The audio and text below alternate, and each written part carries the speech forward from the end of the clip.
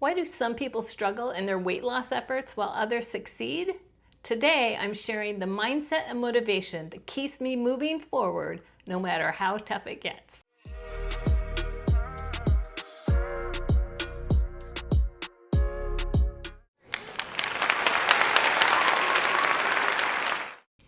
Yes, it's Weigh-In Wednesday, week 7, and I'm about to share the number on the scale. But this week's topic is, how the heck do I stay motivated? I'm on a journey to lose 40 pounds in 4 months naturally. No Ozempic for me. And it's not always easy, I will tell you that. But I do have some strategies that I'm happy to share with you. Probably most important is the mindset of no matter what. So they say 100% is easy, 99% is a bitch. And the reason they say that is because once you slide, once you go off your plan, then it's so easy to do it again. I mean, how many times have we all tried to lose weight and then something derailed us? Either we went on a trip, or somebody came into town, we wanted to take them out, or we got injured, or whatever. And once you're derailed, it is so hard to get back on that track. So if you just say, no matter what, that's conviction. That's not just commitment, that is conviction. And conviction is much stronger. And conviction doesn't really require willpower because there is no other option. No matter what, you stick to your plan, no matter what. And in addition to that, I always keep this quote in mind. It's something my dad used to say whenever I complained that something was too hard. He would say, if it was easy, anybody could do it. So the struggle is really part of the glory. So if it was so easy, if it was a walk in the park, what would be the big deal, right? No, it's a huge deal. And not only does it help you with this goal, your weight loss goal, and your fitness goal, it helps you in every other area of your life because you've told yourself, you've proved to yourself that if you set a goal, you will do it. And that builds a muscle inside you that is so strong that it helps you keep from overspending, from making poor decisions in relationships. All of a sudden, your esteem, your self-esteem has risen another level. And so you won't settle for anything less because you know what you're capable of. There's a scene in the movie Burlesque. Christina Aguilera is the protagonist, and someone asks her, why did you leave Iowa? And she says, because I looked around and I didn't see anyone whose life I wanted. And that's kind of how I felt when I started this weight loss journey. I did not like the life that I was building for myself. A lot of people tend to just exist and they don't live. And I was one of those people. And we only get this one life, right? So I could look around and see a lot of people living small lives in large bodies. And I was one of those people. I was so close, I was overweight, and I was so close to the obese category, which, by the way, 1/3 of Americans are obese, and a great many more are overweight. And I just didn't want that for myself. And that motivates me every single day, to not be one of those people who's living small in a large body, to not let my weight hold me back from the life I deserve.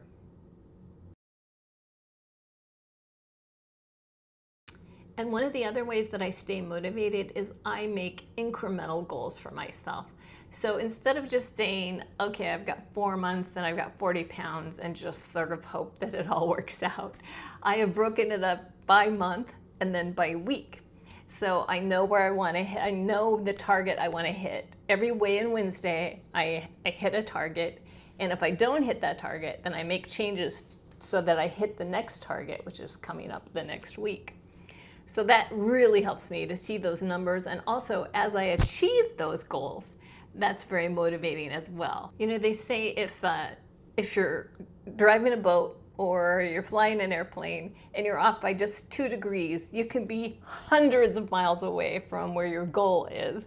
So having incremental goals like that is very helpful. It keeps me between the bumpers, and it keeps me on the right path. I'm not just trying to lose weight, I'm trying to get in the best shape I can get in. And that means strength training. Strength training is so good for your body. It helps your bones, it helps your lean body mass, which increases your metabolism. When I first started this journey, I had 3, 5, and 8 pound dumbbells, and I rarely used the 8. Now I have 3, 5, 8, 10, 12, 15 pound dumbbells, and I also have a 20-pound kettlebell, which I haven't really used a lot yet. But I am using the larger dumbbells now in my workouts, and I feel myself getting stronger. And because it's not all about the weight, I'm also taking measurements every weigh-in Wednesday. And once a month, I do a photo. So I took one at the beginning, I took one at 1 month, and now I'm going to take another one here at 2 months. And just to see, the progression, because sometimes on a day-to-day basis, it's very hard to see. But when you stack the photos next to each other, you can definitely see a difference. So I will share those photos with you at the end of my journey, once I have all 4 months done. And I think it will be pretty amazing to look at. And let me back up just for a moment and say that that is not the end of my journey, that 4 months. That's where I plan to have lost the 40 pounds, certainly, but it's only the beginning. I see it as step 1 in creating optimum health.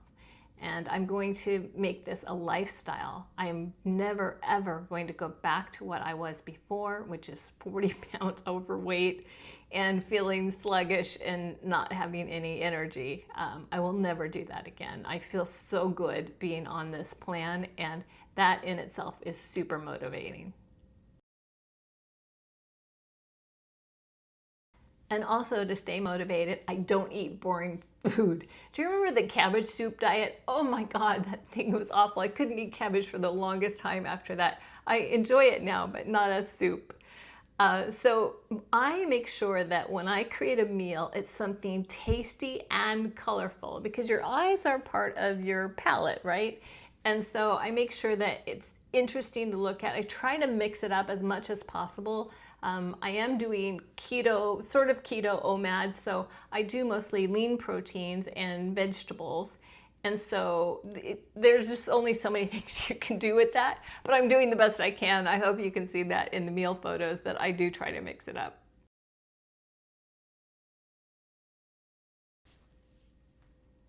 And in a nutshell, what keeps me motivated is, just like the food I prepare, I want my life to be delicious and colorful too.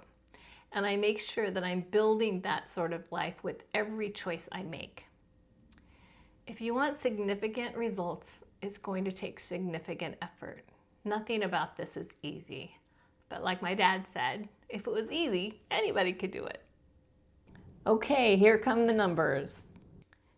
In week 7, I lost another 2.4 pounds. That brings my weight down to 152.4. That actually is a 20-pound weight loss. And the reason it is when I started, even though my number down below says I started at 172, I actually started at 172.4. So I have actually lost 20 pounds.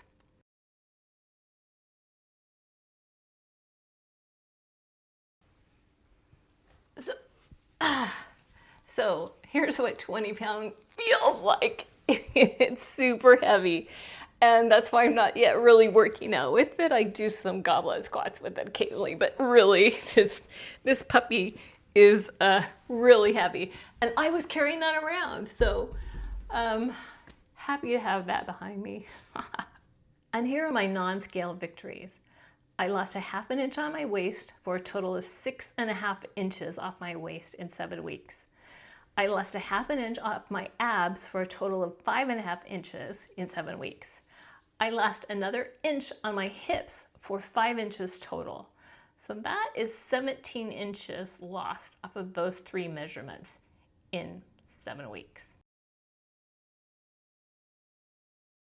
So how do I feel? I feel motivated. I feel very motivated. I definitely see that light at the end of the tunnel, and it's so great to be at the midway point. I've lost 20 pounds, even though I have that extra 0.4. I'm going to give myself credit for it. So I will be down to 132 in a couple of months, and you can hold me to that.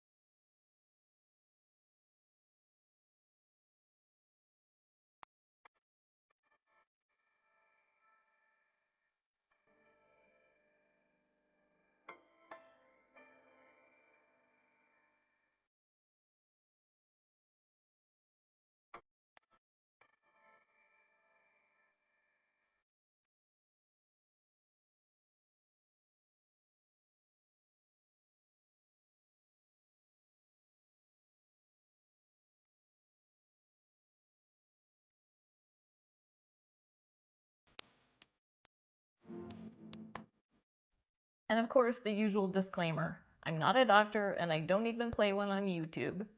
Before starting any weight loss program, discuss it with your health care provider. There, I covered the lawyers in the group.